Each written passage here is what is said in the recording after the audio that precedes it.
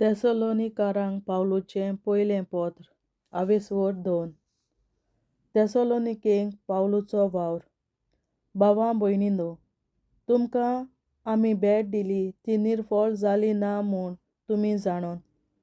तुमचे शीं पावचे आदीं फिलिपी शारांत आमकां त्रास दिवन कसले अकमान केले ते तुमी जाणोत. देवाचें शुभ वर्तमान तुमकां परगटूंक खूब आडकोळींत आमकां फुडो करचो पडलो. पूण ही परगटणी करूंक आमच्या देवान आमकां धीर दिलो. आमी तुमकां उलो मारला जाल्यार स्वताची वाट आमी सोडली म्हूण न्हय, कसलेच बुरशेपणाक लागून न्हय, तुमकां फसोवच्या मनानूय न्हय, परतेंच जाल्यार शुभ वर्तमान आमचे आदीन करूंक देवाक बरें दिसलें देखून आमी ताचो निरोप दितांव. आनी मनशांक न्हय, पूण आमचीं काळजां तपासता त्या देवाक मानोवंक आमचो एकूच हेतू.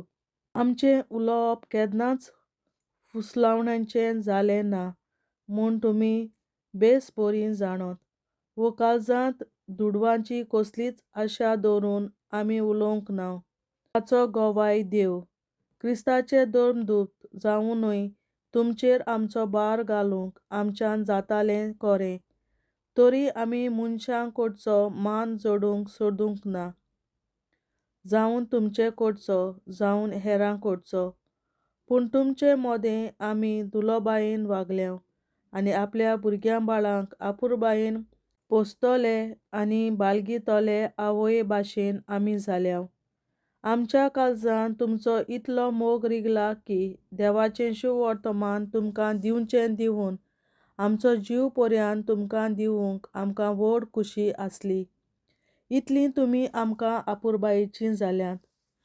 आमी कसले कश्ट काडटाल्यांव आनी कशे हारपीत जाताल्यांव हाचो भावां भयणींनो तुमकां उगडास आसा.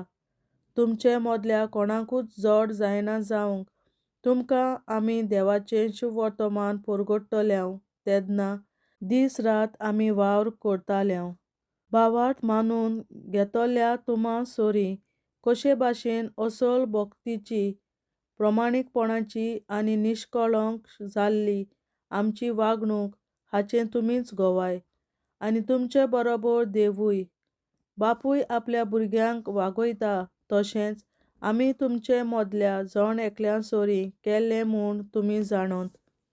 आपले मोहिमेभरीत राज्याक देवान तुमकां आपयल्यान देखून ताका मानता तसल्या जिविताची चाल दवरूंक तुमकां आमी विनोती केली, धीर दिलो आनी नेटान उलो मारलो. तेसलोनिकारांचो भावार्थ आनी सोंसणीकाय. देवाक निरंतरी दिनवासूंक आनीक एक कारण हें, आमचे कडसून तुमी देवाचो निरोप घेतलो तेन्ना मनशांचें उतर कशें तें तुमी मानून घेतलो ना, पूण देवाचें उतर कशें तर तें खरेंच ताचें उतर आनी तुमां भावार्थ्यां मोदें आपलें बोल दाखयत आसा. भावां भयणींनो, जेजू क्रिस्ताच्या एकचारान जुदयांत आसलेल्या पवित्र सभांक घडलां तें तुमकांय घडलां. कित्याक म्हणल्यार जें तांणी जुदेवां कडसून भोगलें तेंच तुमी तुमचे कुलीच्या भावां भयणीं कडसून भोगचें पडलें. जुदेवांनी सुम्या जेजूक आनी प्रवाद्यांक जिवेशीं मारले आनी आमकांय दुमाळो दिलो. हीं ताचीं कर्तुबां देवाक कशेच भाशेन माननात आनी असो जुदेव लोक सगल्या मनशाकुळाचो दुस्मान जावंक पावला. विदेशांक तारण दिवपी देवाचो संदेश परगटूंक आमकां हो लोक आडायता. हे भाशेन सगल्या ताच्या पातकांचें माप बरोवन आयलां. शेवटाक देवाचो क्रोध तांचेर देंवून आयला. पावलू तेसलोनिकारांक नव्यान पळोवंक आशेता.